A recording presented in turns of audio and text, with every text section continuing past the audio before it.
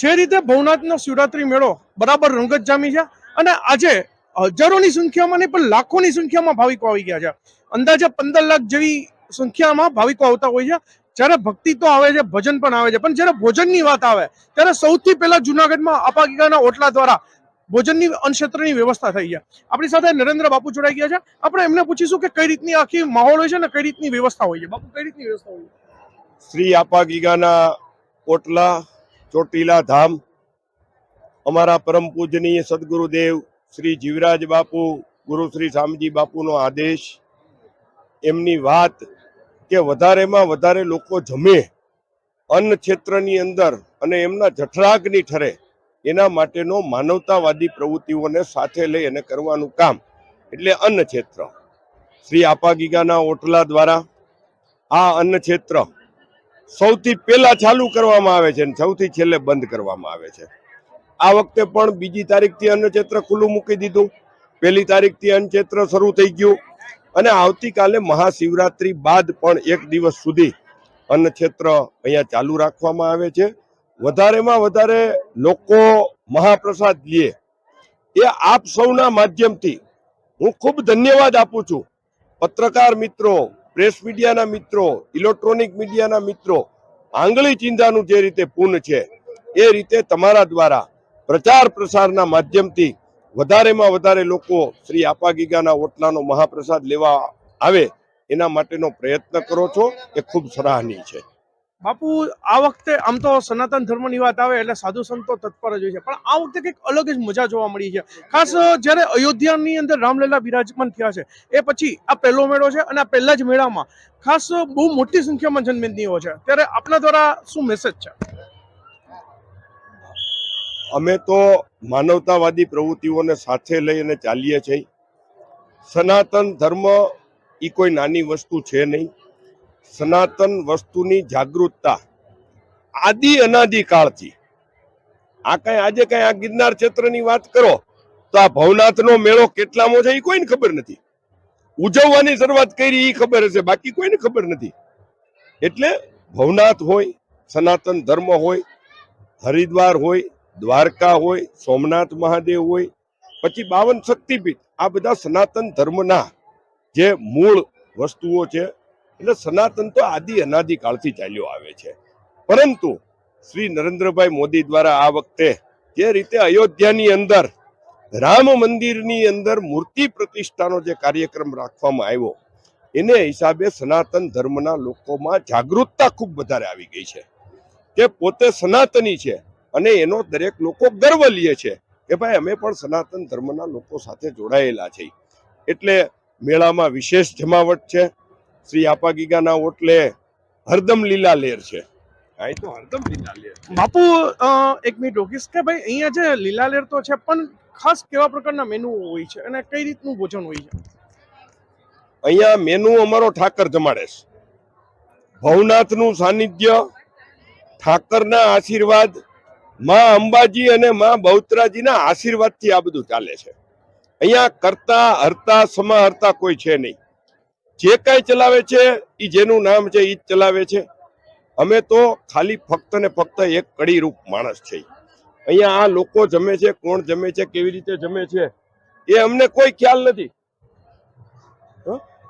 પરંતુ આજે આપણે સૌ જાણીએ છીએ કે આ ભગવાનનો મહાપ્રસાદ છે. મેનુની જો તમે વાત કરતા હો તો મેનુ આપણે સૌ જોઈ છીએ કે રોજ 2 મીઠાઈ, રોજ સવારના પોરમાં 7 વાગે ગરમા ગરમ દેશી ઘીની જલેબી હોય, ગાંઠિયા હોય.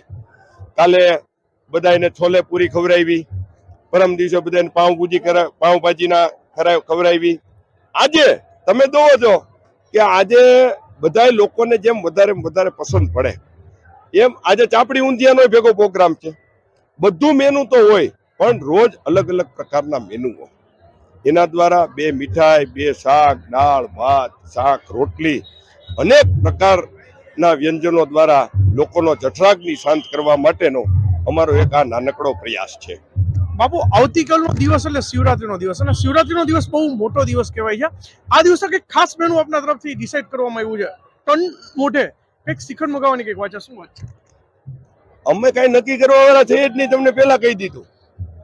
પણ આપાગીગાના ઓટલા દ્વારા આવતીકાલે મહાશિવરાત્રીના દિવસે સવારથી લઈ અને રાત્રે 12 વાગ્યા સુધી લોકોને ફરાળ મળી શકે અને ફરાળ પણ પૂર્ણ રીતે મળી શકે, એના માટે થઈ અને એક નાનકડો પ્રયાસ એટલે કાલે 3.5 ટન શ્રીખંડ નો ઓર્ડર દેવામાં આવ્યો છે. ભેગી રાજગરાના લોટની પૂરી હોય, રાજગરાનો લોટનો શીરો હોય છે, ખામાની ખીર હોય, ભેગું સામાની ખીચડી, સૂકી ભાજી, ફરાળી ચેવડો, ફરાળી વેફર, ફરાળી કઢી, પૂર્ણ રીતે સર્વે લોકોને મહાપ્રસાદ મળી રહે તેની માટે અમારા ઠાકર દ્વારા આ પ્રયાસ કરવામાં આવે છે. અમારો ઠાકર મજૂરી કરવા જાય છે, આમાંથી કોના નસીબની મજૂરી ઠાકર કરે એ અમને ખબર નથી, પણ ઈ કમાઈને દે છે અને વાપરવા વાળો અહીં વાપરે છે એટલી અમને ખબર છે.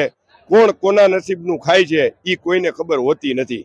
અને એટલે જ અમારા સદગુરુદેવે કીધું હતું કે કબીર કહે કમાલ કો અને દો બાતા શીખ લે, કર સાહેબ કી બંદગી और ભૂખે કો અન્ન દે. અને બીજી વસ્તુ પણ અમારા બાપુ એક કહેતા, તમારા માધ્યમથી કહી જ દેવું છે કે તમારી પાસે કોઈ પણ વસ્તુ છે, તમારી પરસેવાની કમાણી પરસેવામાં વપરાય, એ ખૂબ અગત્યનું છે. નીકર પછી ઘણી વખત આપણે જોતા હોય છીએ, આપણા ગઈઢા હોય, વડીલો હોય, ઘરમાં નાગ નીકળે અને એ નાગ લઈને એટલે એમ કે પિતૃ પ્રગટ થયા. હવે પિતૃ શું કામ પ્રગટ થયા એ કોઈને ખબર જ નથી. પહેલાના જમાનાની અંદર દુહો 10મો વેદ દાન અલગારીએ એક દુહામાં કીધું છે, ખાટી પણ ખાધી નહીં, ખાટી પણ ખાધી નહીં અને દાટી માટી માય, દાટી માટી માય પછી ભોરિંગ થઈને ભભૂતિયો અને ઈ રહેતો રાત. એટલે એનો કહેવાનો મતલબ એવો છે, ઈ દુહાનું ગુજરાતી ભાષાંતર એવું થાય છે કે પહેલાના જમાનામાં લોકો પાસે નાની મોટી જે કાંઈ મૂડીઓ હતી, ત્યારે કોઈ તિજોરીઓ નહોતી, બેંક નહોતી, લોકર નહોતા, કાંઈ નહોતું, ત્યારે લોકો સામાન્ય સંજોગોની અંદર નાની મોટી મૂડી થઈ હોય તો ઈ પોતાના જે કાંઈ ચૂલા હોય એની નીચે દાટતા.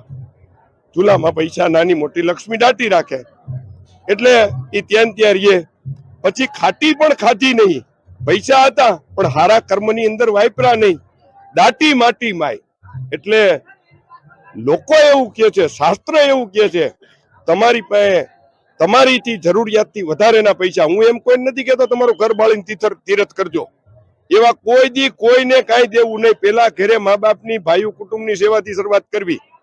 એટલે ખાટી પણ ખાતી નહીં, પણ તમારી પાસે વધારાની કોઈ સંપત્તિ હોય તો એ સંપત્તિ લોકોના ઉપયોગની માટે વપરાય, અને એ ન વપરાય તો પછી એમ કહે છે કે એને નાગનો અવતાર આવે. એટલે એ નાગનો અવતાર આવે એટલે આપણે એમ કહીએ કે પિતૃ આવ્યા. ઈ પિતૃ આવ્યા શું કામ? ઓલી દાટેલો માલ છે એને હાંચવા હાટું આવ્યા છે. એટલે કીધું ખાટી પણ ખાધી નહીં, દાટી માટી માય પછી ભોરિંગ થઈને ભભૂતિયો અને ઈ રહેતો રાત. મિત્રો જે રીતે વાત કરીએ અને જે આપણે નરેન્દ્ર બાપુ છે એ ખૂબ જ આશ્રમ પણ સારું એવું ચલાવે છે. શું વાત છે આપણે પૂછીએ એમને. અહીંયા આ અમારા હરિગીરી બાપુ, બેઠી દડીનું શરીર, મારી કરતા 6 ઇંચ નીચા, પણ કદમાં ખૂબ મોટા છે. છેલ્લા 7 વર્ષથી હરિગીરી બાપુ દ્વારા લાલ સ્વામીની જગ્યા, આ ઓટલાના આ હરિગીરી બાપુ લાલ સ્વામીની જગ્યાના મહંત છે, અને અમે એનો આભાર માનીએ એટલો ઓછો છે. કારણ કે આ રોટલો આપો ગીગો ચલાવે છે, પણ એની એક પ્રેરણા આપા ગીગા દ્વારા અમારા હરિગીરી બાપુને પણ આપેલી છે. આ જગ્યા એમની છે અને સંપૂર્ણપણે વિના મૂલ્યે. અમે જેથી પહેલી વાર અહીં રોટલો ચાલુ કરવા આવ્યા ને તેથી બાપુને પૂછ્યું, બાપુ ભાડું શું લેશો? એટલે બાપુએ એમ કીધું, જ્યાં આપા ગીગાના રોટલા ચલાવવાના હોય ત્યાં ભાડા પૂછવાના ન હોય. અને એ જ આજે છેલ્લા 7 વર્ષથી સંપૂર્ણપણે વ્યવસ્થા, આ જગ્યાની તો વ્યવસ્થા આપે છે, પણ સાથે સાથે બાકીની નાની મોટી વ્યવસ્થાઓ પણ હરિગીરી બાપુ દ્વારા કરવામાં આવે છે. અમે આપા ગીગાના ઓટલાના મહંત તરીકે હરિગીરી બાપુને ખૂબ ખૂબ આપા ગીગા એમને વધારે ને વધારે સેવા આપવાની પ્રેરણા કરે એવી પ્રભુ પાસે પ્રાર્થના કરીએ છીએ. જે રીતે વાત કરવામાં આવી નરેન્દ્ર બાપુ દ્વારા, ખૂબ જ સરસ વાત કરવામાં આવી છે કે પરસેવાની કમાણી છે, પરસેવાની કમાણી છે, પરસેવા માટે વપરાય છે. આ જ રીતે જુનાગઢની અંદર ઓટલો છે અને રોટલો પણ છે. જ્યાં આ રીતે સાધુ સંતો છે, સનાતનીઓ છે, ત્યાં ક્યારેય પણ કોઈ આજે ભૂખ્યું નથી મળતું. અને આજે જે રીતની વાત છે તે તમે જોઈ શકો છો કે સનાતન ધર્મની જ્યારે વાત કરવામાં આવે ત્યારે મેળો પણ ખૂબ જ જામી ગયો છે. આપણી સાથે બાપુ કઈ હજી કહેવા માંગે છે. જી બાપુ. ગઈકાલે ગિરનાર ક્ષેત્રની અંદર ભવનાથમાં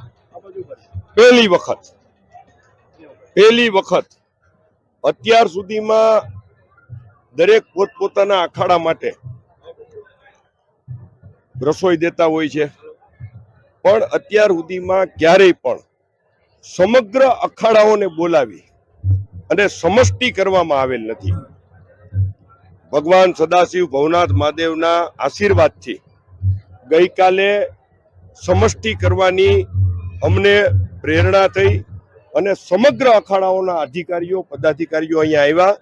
સમષ્ટિ કુંભની અંદર થાય, જ્યાં જ્યાં કુંભ લાગે. અમારા દાદા ગુરુએ સમષ્ટિ કરી હતી અને દાદા ગુરુને ત્યારે હાથીની અંબાડી ઉપર કાઢીને બધી રવેડીમાં ફેરવા હતા. એમ ગઈકાલે પ્રથમ વખત ગિરનાર ક્ષેત્રમાં આટલા વર્ષોમાં સમષ્ટિ થઈ છે, જેની અંદર શ્રી પંચદશનામ જૂના અખાડા, આહવાન અખાડો, અગ્નિ અખાડો તેમજ સમગ્ર સાધુ સમાજ અહીંયા માટે ભોજન લેવા આવેલ અને મહાપ્રસાદ લઈ અને અમોને આશીર્વાદ આપેલ છે. એ પણ એક ખૂબ મોટી બાબત છે.